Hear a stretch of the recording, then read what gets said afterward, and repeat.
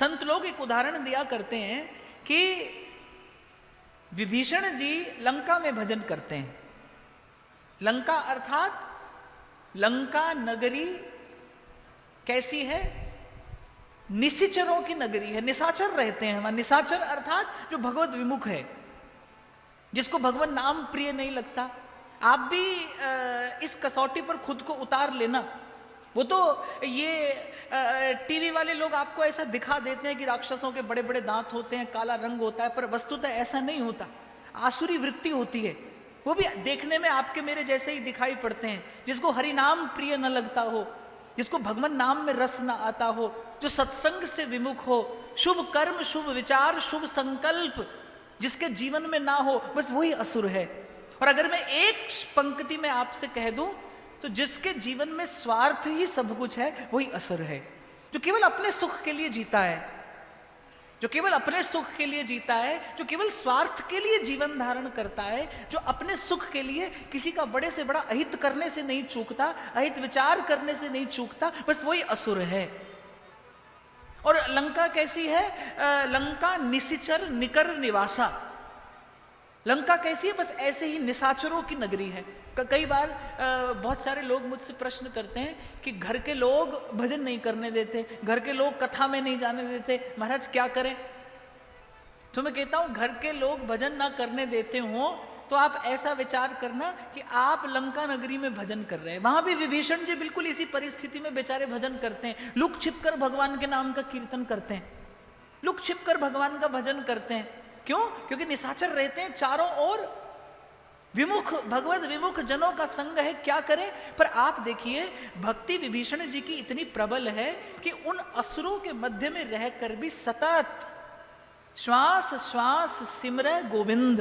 उन निशाचरों की नगरी में रहते हुए भी विभीषण जी का जीवन कैसा है? एक एक श्वास से भज श्री राम, भज श्री राम, श्री राम जय राम, जय जय राम। सुमिरन नहीं छोड़ते, नाम का स्मरण नहीं छोड़ते। और आपने खूब सुना होगा, किसी ने बड़ा मधुर गाया है, सिमरिए नाम रूप बिन देखे, कौड़ी लगे नादान, नाम के भाने खींचे आएंगे आखिर एक दिन राम, राम से बड़ा राम का नाम, राम से बड़ा राम का नाम। सिमरिए नाम रूप बिन देखे, कौड़ी लगे न दाम, नाम के भाने खींचे आएंगे आखिर एक दिन राम। अगर प्रारब्ध से आप भी किसी ऐसी परिस्थिति में पड़ गए हो कि आपके चारों ओर कुछ भगवत विमुख लोग रहते हो, जिनको सत्संग में रुचि ना हो, सेवा में रुचि ना हो, सुमिरन में रुचि ना हो, तो घबराना नहीं। अपने मन से कहना कि मान लो लंका नगरी में रहकर भजन करना है। एक साधन ऐसा है जिसके लिए आपको किसी के सहारे की जरूरत नहीं है, जिसके लिए आपको किसी की ओर देखना नहीं है। और वो साधन क्या है? श्वास श्वास सिमरे गोविंद, मन अंतर की उतरे चिंता। श्वास श्वास सिमरे गोविंद, भगवान के नाम को दृढ़ होकर पकड़ना। कभी कभी ऐसा समय आता है, कभी कभी जीवन में कुछ ऐसे पल आते हैं जब चारों ओर प्रतिकूलता से घिर जाता है जीवन। संतों का, भक्तों का चरित्र बताता है कितनी भी प्रतिकूलता हो, एक साधन ऐसा है जो आप सदा कर सकते हैं, जो आप सतत कर सकते हैं, जिसके लिए आपको किसी अन्य साधन की आवश्यकता नहीं है, और वो है हरि नाम का स्मरण। और नाम खींच कर लाता है आपके जीवन में, या तो नाम भक्त को खींच कर ले आएगा या भगवान को खींच कर ले आएगा। आप देखिए विभीषण जी के साथ बिल्कुल ऐसा हुआ निशाचरों की नगरी में, लेकिन विभीषण जी ने राम नाम नहीं छोड़ा, हरि नाम नहीं छोड़ा। और जब हनुमान जी लंका नगरी में डोल रहे थे जगदम्बा जानकी का पता लेने के लिए कि कहाँ है माँ, कहाँ जाकर उनका दर्शन करूं, तो बस ऐसे ही घूमते घूमते कान में, हनुमान जी के कान में स्वर पड़ा, भज श्री राम, भज श्री राम, श्री राम जय राम जय जय राम। और मैं तो यहां पर एक बात और भी कहूंगा कि जरूरी नहीं है प्रतिकूलता बाहर ही हो। बहुत बार ऐसा भी होता है सब कुछ अनुकूल होता है फिर भी भजन नहीं होता। सब सुख हो, सब साधन हो और सब संपत्ति हो, परिस्थितियां आपके अनुकूल हो, तब भी भजन हो, ये कोई बहुत बड़ी बात नहीं है। और भक्तों की ओर देखोगे, इतिहास पर दृष्टि डालोगे, शास्त्र पुराण खोलकर देखोगे तो यही देखने में आएगा कि बहुत सुख में भजन होता नहीं। दुख में सुमिरन सब करें, फिर सुख में करे न कोय। कबीर कहते हैं यही तो रोना है कि बहुत सुख हो फिर भी भजन नहीं होता। जो सुख में सुमिरन करे तो फिर दुख काहे को होए। बहुत सुख में भी भजन नहीं होता, बहुत सुविधा हो जीवन में, इसलिए भगवान अपने भक्त का ख्याल ऐसे ही रखते हैं। भगवान अपने भक्त का ख्याल ऐसे ही रखते हैं कि भक्त के जीवन में भगवान बहुत अधिक सुख नहीं आने देते। भक्त के जीवन में भगवान बहुत संपत्ति नहीं आने देते।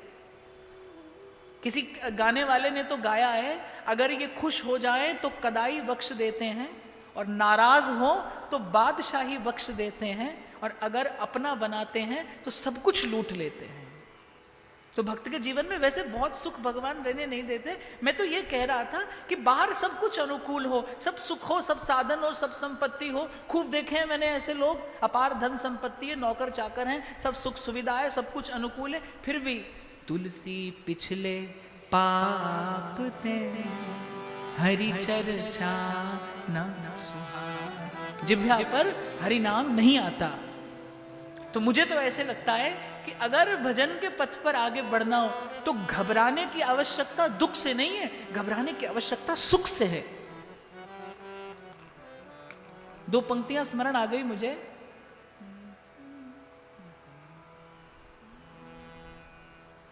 उस सदा पकड़ो मेरी बाह, किते भूल न जावा। सदा पकड़ो मेरी बाह, किते रुल न जावा। सुखा विच पैके तेनू भुल न जावा। चरना नल जोड़ो हर जी मैनू अपना जान। श्वासा दी माला नल सिमरा मैं तेरा नाम। श्वासा दी माला नल सिमरा मैं तेरा नाम। शरीर की दृष्टि से मेरी अवस्था इतनी नहीं है कि मैं आपको कुछ अपने अनुभव से बता सकूं, पर फिर भी प्रभु ने अपनी कृपा से संसार के बहुत रंग मुझे दिखाए। एक निर्णय पर तो मैं पहुंचा। एक बात तो अपने अनुभव से मैं कह सकता हूं कि इस संसार में तीनों लोकों की संपत्ति पा लेने के बाद भी हरि नाम के बिना सुख नहीं है। सुख की कहीं झलक अगर दिखाई पड़ेगी, पहली मुलाकात अगर कभी आपकी सुख से होगी। मैं तो कई बार कहता हूं जिसने कभी सोना देखा ना हो उसको आप कहो कि सोने के आभूषण की कल्पना करे, वो बेचारा क्या करेगा। खींच तान के भी वो सोने के आभूषण की कल्पना कर नहीं सकता, क्योंकि उसने कभी स्वर्ण देखा ही नहीं। जब तक संत के पास नहीं बैठोगे, जब तक साधु की संगति नहीं मिलेगी, तब तक आपको मुझे खबर ही नहीं पड़ेगी कि भाई सुख होता क्या है। और सुख की प्रतीति के बिना, सुख के अनुभव के बिना सुख की कल्पना कैसे करोगे। अगर पहली झलक कभी मिलती है तो वो इसी प्रकार से मिलती है। श्वासादि माला नल सिमरा मैं तेरा